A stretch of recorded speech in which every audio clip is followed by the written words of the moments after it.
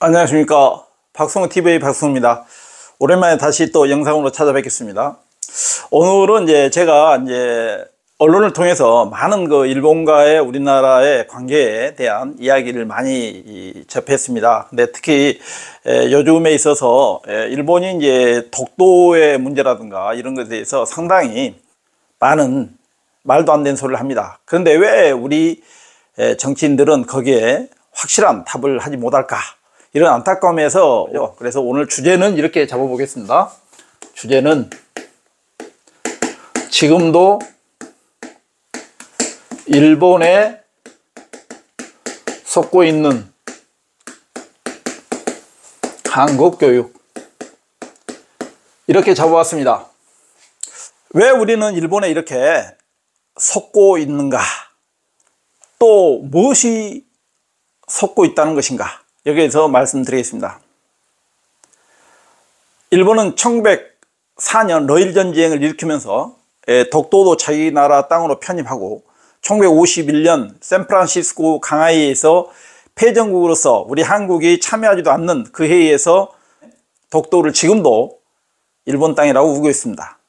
얼마 전엔 일본 고위 관료가 우리나라 국회의원이 독도를 방문한 것을 보고 또 항의하는 그런 웃지 못할 그런 사건이 벌어집니다. 왜 이렇게 우리 한국의 정치인과 고위 관료들은 일본에 저렇게 크게 말도 안 되는 항의에 똑부러지게 이야기를 못하는가? 그것은 아는 것이 없다는 겁니다. 아는 것이 없다. 아는 것이 없어 그러겠죠. 당연히. 알면 크게 따져야 되겠죠. 어떤 사람이 밭이나 집을 딱 둘러보고 사람 없으면 이거 아무도 없다, 이거 내 거다, 그러고 하면 자기 거 되는 겁니까? 근데 그런 말도 못해요. 그런 말도. 왜 그럴까? 우리나라는 높은 사람이 되기 위해서는 일제가 실시했던 식민지 교육 하에서 그렇게 했기 때문에 그것이 지금까지 이어오고 있다, 이렇게 생각하면 됩니다. 일본은 1905년에 우리나라에 을사늑약을 체결합니다. 그리고 1906년에 보통 교육령을 발표합니다. 그러면서 우리 조선교육을 간섭하게 되죠. 그래서 이것이 1910년 한일합방을 통해서 우리나라 국권이 완전히 일본에 넘어갑니다. 그럼으로써 우리나라 교육을 일본의 입맛에 맞는 그런 식민지 교육을 하기 시작합니다. 일본의 식민지 교육의 가장 큰 목표는 뭐예요? 바로 일본이 조선을 식민지로 해서 말 잘 듣는 그런 식민지의 국민 양성하는 것이 그 목표였습니다. 그렇기 때문에 가장 쉬운 실업교육만 시킵니다. 실업교육. 그러니까 지금 말하면 어째요? 바로 기능교육만 시켰다는 거죠. 그러니까 너희들은 아무 생각하지 말고 기계 열심히 고치고 농사 열심히 짓고 시키는 대로 해라, 이 말 아닙니까? 이것이 바로 일본의 식민지 교육의 목표였습니다. 그래가지고 1910년부터 우리나라 조선 사람들을 가장 멍청하게 만든 우민화 교육을 하죠. 우민화 교육. 그래서 1910년 이후부터 우민화 교육을 합니다. 이런 교육이 어디가 있겠어요? 멍청하고 우둔함. 그런데 지금도 우리나라가 이렇게 하고 있다는 겁니다. 그러니까 일본은 얼마나 재밌겠어요. 옛날에는 1910년부터 45년까지는 정치적으로 우리나라를 지배했고 경제적으로는 수탈하고, 현재는 경제 식민지로서 로얄티를 몇 조 원씩 받고, 와, 이런 교육 얼마나 좋았어요. 일본 놈들은 우리나라 식민지 교육을 지금도 일본 국민들도 웃으면서 저런 한국 사람들 참 멍청도하다, 이렇게 생각하겠죠. 그래서 오늘 제가 이렇게 영상을 찍게 되는 겁니다. 왜 이렇게 우리 국민들은 1910년대부터 45년까지 일본이 우리나라에 실시한 식민지 교육에서 벗어나지 못하고 있는가? 그 마법을 깨야 우리가 진정한 세계 인류 역사에 가장 큰 족적을 남길 수 있는 그런 나라로 발전할 수가 있는 겁니다. 자, 그러면 일본이 우리나라를 식민지화할 때 어떤 교육을 실시했고 우리 조선은 그 전에 근대 교육을 안 했는가? 우리나라도 일본이 개항하고 난 뒤에 근대 교육의 필요성을 느끼고 그 정도 근대 교육을 실시합니다. 그래서 우리나라 정부에서 근대 교육을 실시하기 전에 한경도 도건 주민들이 성금을 모아서 사립학교를 세워서 우리나라 근대 교육을 시작한 겁니다. 이것이 바로 우리나라 근대 교육 시작이다 그러죠. 그것을 우리가 뭐라 하냐면 1883년에 온산학사입니다. 온산학사. 온산학사가 처음으로 사립학교로서 바로 근대 교육을 시작합니다. 사립입니다.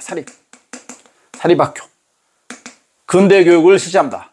근대 교육도 실시하고 그 다음에 무술도 실시하고 이렇게 합니다. 그러다가 1885년부터 바로 우리나라도 이제 국가에서 근대 교육을 실시하기 위해서 특히 애국어 교육을 실시하기 위해서 이제 학교를 세웁니다. 이것이 바로 유경공원입니다. 유경공원이 만들어집니다. 공원이죠. 이것은 바로 이제 고관들의 자제를 주로 교육을 합니다. 근데 이것이 고관들의 자제하니까 신분제 그런 입학이 되잖아요. 그래서 이것은 1894년 갑오개혁 때 신분제가 없어지면서 같이 폐지됩니다. 그 다음에 이제 우리나라는 근대 교육을 앞장서 했던 사람들이 바로 뭐냐? 선교사들이었습니다. 그 선교사들은 그 목적이죠.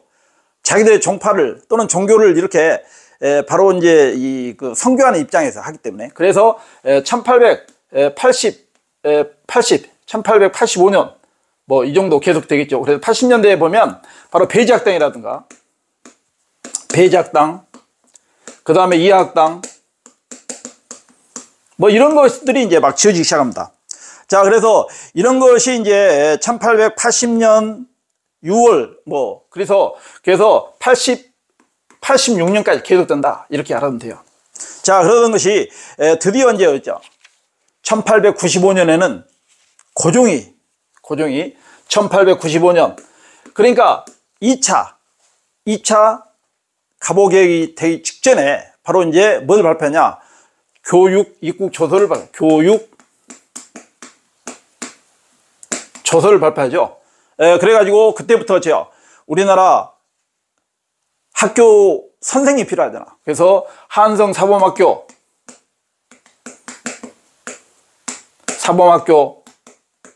그 다음에 한성 애국학교, 뭐 이런 등등 학교를 세웁니다. 그런데 1905년 일제히에서 바로 을사늑약이 체결됩니다. 그래서 1905년 을사늑약 이후에 을사늑약 이전에는 전부 다 누가 세요? 선교사들 세우죠. 선교사가 학교를 설립합니다. 그런데 을사늑약 이후부터는 우리의 민족 지도자들이 자기의 사유재산을 털어서 바로 근대 교육을 시키기 시작합니다. 그래서 이때는 민족 지도자들이 학교를 설립합니다. 가장 대표적인 것이 뭐죠? 바로 이승훈 선생, 그죠? 이승훈 선생은 1907년에 오산학교를 세우죠. 오산학교. 이승훈. 그 다음에 신민회에 했던 바로 이제 안창호 선생, 그죠? 안창호 선생은 바로 평양에다가 바로 무엇을 세워요? 바로 이제 대성학교. 바로 안창호 선생. 이런 것을 세웁니다. 그리고 이제 이거는 1908년이고, 그 다음에 여러분이 잘 아는 그 헤이그 특사 사건으로 이제 파견됐던 이상설 선생, 그죠?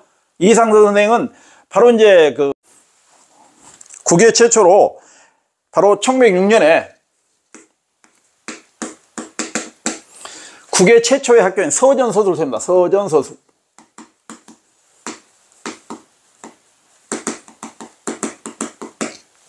근데 이제 그 특사 사건으로 다녀온 뒤에 바로 이제 그 명동학교가 이제 그 뒤입니다. 그래서 나중에 명동학교, 김약연,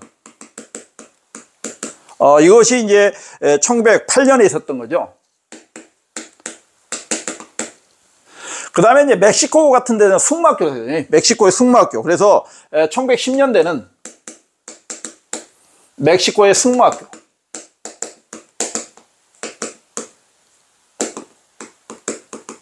멕시코 한인들이 세운 학교입니다. 이렇게 우리나라도 일본이 식민지를 하기 전에도 근대 교육을 시키려고 이렇게 많은 노력을 했습니다. 근데 일본 놈들은 우리나라의 식민사관을 더 씌워서 우리 민족은 바로 타율적이고 정체성에 빠져있는 사람들이고 당파성론에 빠져있는 사람들이고 대륙의 그런 영향을 받는 반독성적인 그런 민족이다 해가지고 이제 우리 민족을 아주 바보같이 중세에 머물렀던 그런 민족으로 하면서 식민지 교육을 합리화하려고 합니다. 그런데 1910년 우리나라가 일본에 슬프게도 국권이 다 피탈됩니다.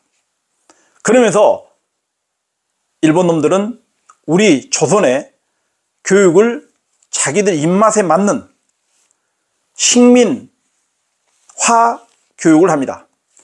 첫 번째 1차 조선교육령을 발표합니다. 조선교육령을 1911년에 발표합니다. 그 주 내용은 바로 뭐냐? 보통학교 수업연한을 4년으로 축소합니다.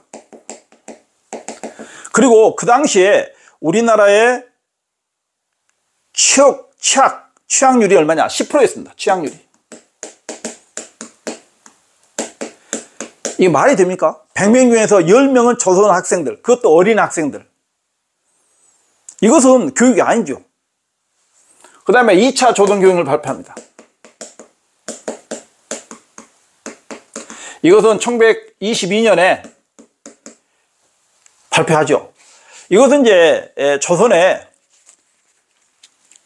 3.1운동이 일어난 것을 보고 일본은 우리 조선 사람의 저력에 대한 두려움이 생깁니다.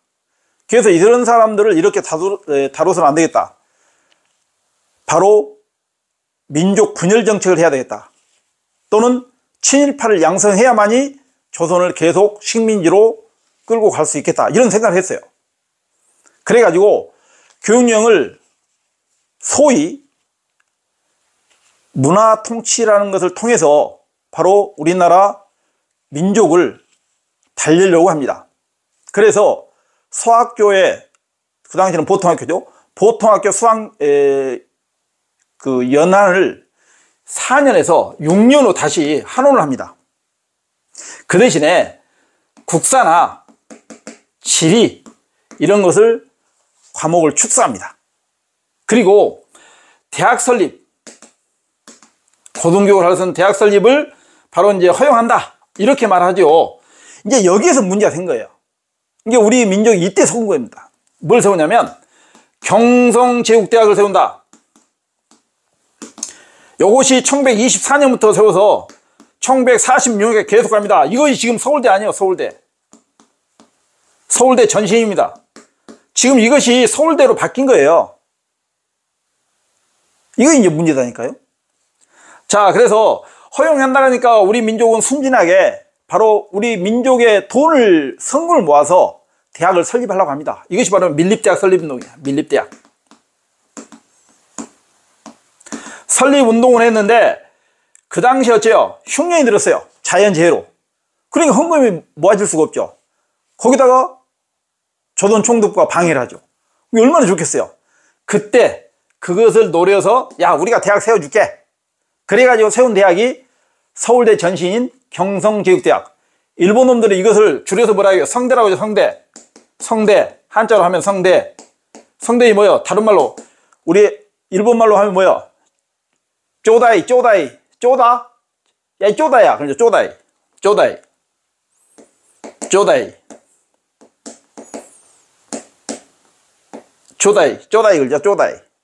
쪼다이 대학이야. 쪼다이 대학. 얼마나 웃겨요. 그 다음에 이제 3차 조선교육령.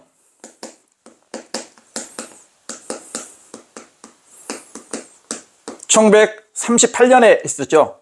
1938년에. 이때 가장 주요한 내용은 뭐였냐면 바로 우리나라 국어를, 조선어를 선택 과목으로 합니다. 수의 과목으로 하죠. 선택 과목. 수의 과목으로 수의 과목. 나쁜 새끼들. 그리고 이제 여기는 보통학교를 서학교로 바꿨다. 다시 서학교를 초등학교로 바꾼 사람이, 요건 나중에 이제 국민학교가 되겠죠? 국민학교. 국민학교로 바꿨다. 이렇게 생각하면 돼요. 국민학교로. 그래서 서학교를 국민학교로. 이 국민학교를 다시 김영삼 대통령이 바로 초등학교로 1996년에 바꿉니다. 자, 4차 교육령. 4차 조선교육령에서는 실제로 어째요? 바로 이제 1943년이죠. 2차 세계대전 때. 43년에는 이제 어떻게 됐냐? 바로 우리나라 말, 조선어, 그러니까 우리나라 말, 우리나라 역사를 아예 공부를 못하게 합니다. 그래서 조선어하고 조선사를 아예 폐지합니다. 못하게 해버려. 그런데 제일 중요한 것. 왜 그러면 이런 거 하려고 지금 내가 이렇게 영상을 찍은 건 아니죠. 제일 중요한 것. 경성제국대학이 생긴 뒤로부터 일본이 의도한 대로 한국은 교육이 흘러가기 시작합니다. 그게 중요합니다. 일본 놈들은 경성제국대학에 학부가 있습니다. 학부가 있냐? 요 3개 있습니다. 첫 번째 학부가 법문학부. 법문학부가 있고, 그러니까 여기서는 뭐요? 법학부가 있고, 그 다음에 문사철, 문학, 역사, 철학 이렇게 있어요. 두 번째 학부는 뭐냐? 의학부입니다. 의학부가 있어요. 요건 의사, 의대에 가는 말이죠. 세 번째는 이공학부가 있어요. 이공학부는 이것은 전쟁에 필요한 과학자, 뭐 이렇게 해도 되겠죠. 자, 근데 여기서 이제 문제가 생긴 거죠.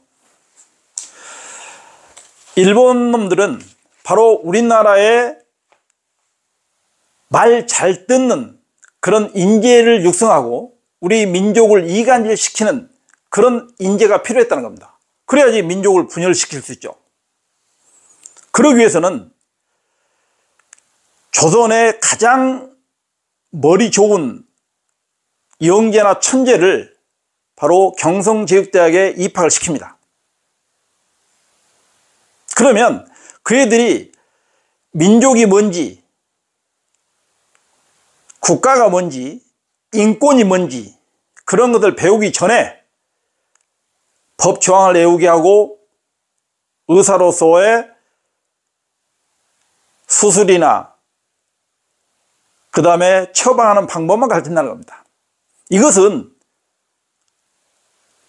루소의 교육론에는 완전히 배치됩니다. 루소는 에밀에서 이런 말 하죠.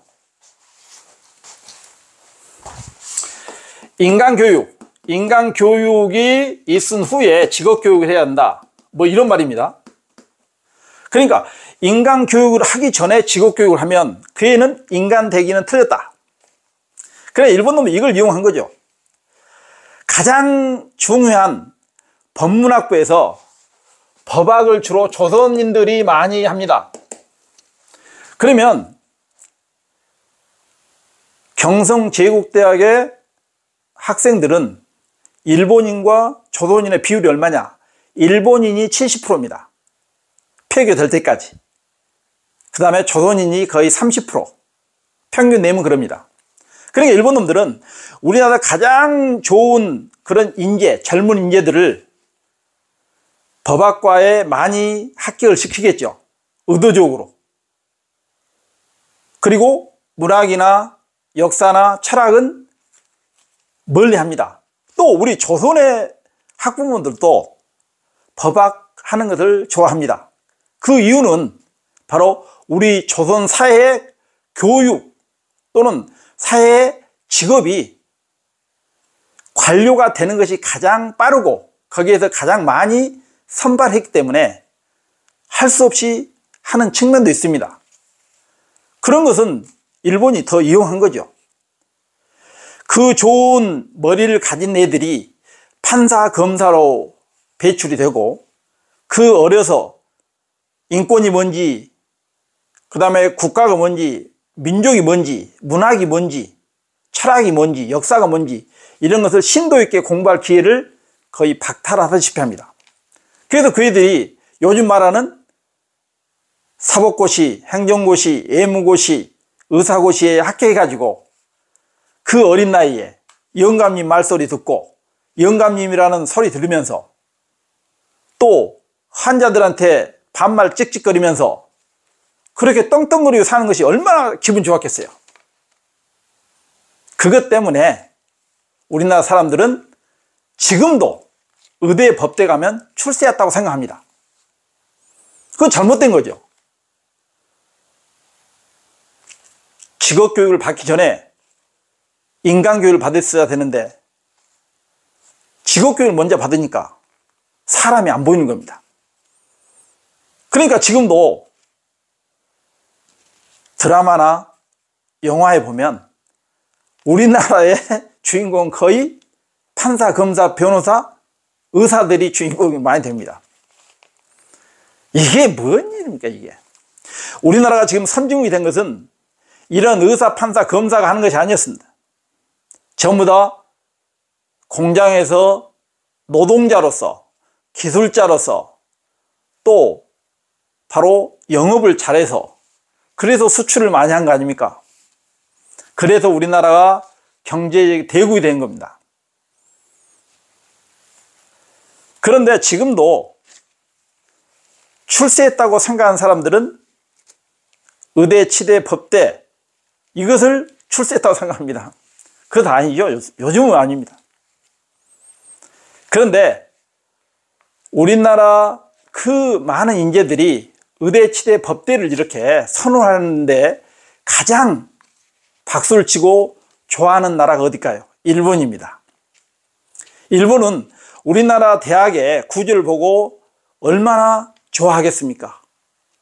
식민지 시대부터 계속 우리나라 지방대학은 서울도 마찬가지입니다.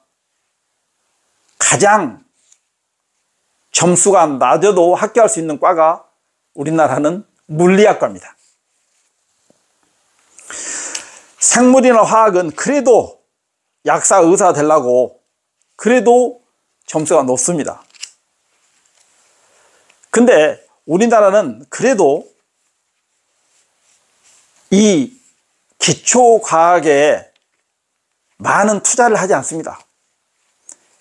일본이나 선진국들은 지금도 기초과학에 많은 투자를 합니다. 우리보다 훨씬 못하는 캐나다도 전부 다 기초과학에 엄청난 돈을 쏟아붓습니다. 우리나라는 그 기초과학에는 신경을 안 씁니다. 또 취업도 잘 안 됩니다. 그러니까 우리나라는 선진국으로서 잘못하면 중진국, 후진국으로 추락할 수 있습니다. 지금 기초과학에 좋은 인재들을 많이 뽑을 수 있게 지원을 해줘야 됩니다. 지금 우리가 많은 특허를 내서 로열티를 일본이 받아간 것이 1년에 몇 조 원씩 됩니다. 안 줘서 돈을 번 거죠. 노벨상을 받은 것도 전부 다 기초과학에서 나온 거 아닙니까? 그래서 일본 놈들이 우리보다 못한 인재를 가지고도 그렇게 한 것은 바로 식민지 교육의 덕이라고 생각하면 맞습니다.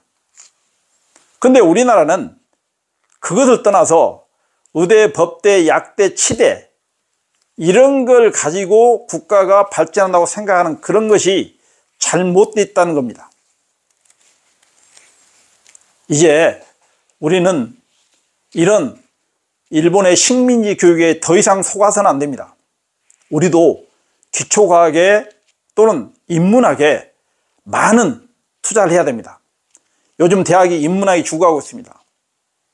선진국에서는 언어학, 고고학, 인류학 이런 것을 더욱더 많이 지원하고 있습니다.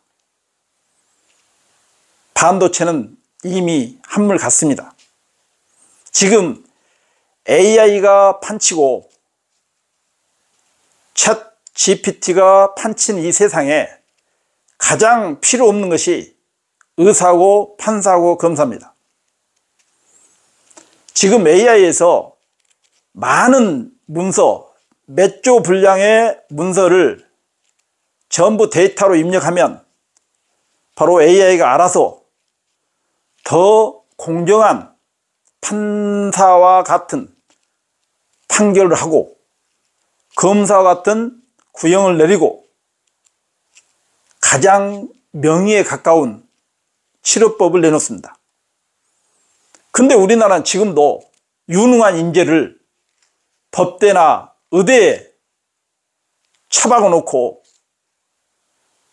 나몰라라하는 그런 교육은 이제 그만둬야 합니다.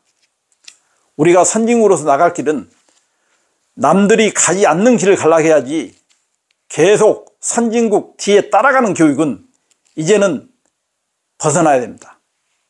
그것이 바로 일본 식민지 교육에서 벗어나는 길이고 우리가 인류를 위해서 할 수 있는 그런 교육입니다. 암기식 교육이라든가 이런 것은 일본이 우리에게 물려준 그런 식민지 교육의 잔재입니다. 이제부터는 좀 더 창의적이고 문제를 만들 수 있는 학생, 질문을 만들 수 있는 학생을 양성하는 것이 진정 일제 식민지 교육으로부터 벗어나는 길입니다. 이 시간에도 젊은 청년들이 유능한 인재가 법조항이나 달달달 외우고 그것을 통해서 생계를 유지하려고 한다면 우리나라에 장래는 없습니다. 오늘은 제가 여러분들에게 이렇게 강하게 강의를 한 것은 너무나 우리나라가 일본에 속고 있다는 겁니다. 일본은 지금 많은 특허를 가지고 있습니다. 그리고 우리 한국은 그들보다 훨씬 더 유능한 두뇌를 가지고 있지만 그들의 뒤에서 계속 따라가는 그런 형상입니다. 혹시 고위 관료나 교육 관련된 부서에 일하신 분이 계시다면 제 영상을 절대 소홀히 넘기지 마시고 정책에 반영해 주시면 좋겠습니다. 그리고 판검사, 의사 이런 것에 관심 있는 학생도 실제로 자기가 진정한 의사, 법조인이 되고 싶으면 좋겠지만 그렇지 않고 출세나 경제적인 부를 위해서 한다면 다시 한번 생각할 필요가 있다. 이런 생각을 합니다. 오늘은 지금도 일본에 속고 있는 우리 한국 교육의 개선을 위해서 역사적인 사건을 들어서 말씀드렸습니다. 다음에 더 좋은 이야기로 찾아뵙겠습니다. 안녕히 계십시오.